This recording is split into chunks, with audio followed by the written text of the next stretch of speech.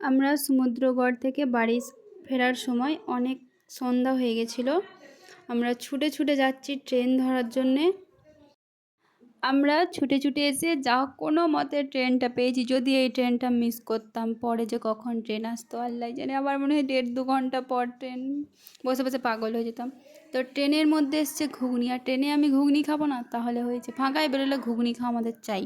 কারণ ঘুগনি খুবই ফেভারিট জিনিস একটা আমাদের, আমার বোনের, দুজনকারই।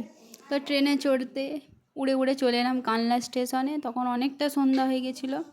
আমি হাঁটছিলাম, আমার বোনি পিছন থেকে ভিডিওটা নিচ্ছিল। বাট রাতের বেলা ঘুরতে খুবই ভালো লাগে।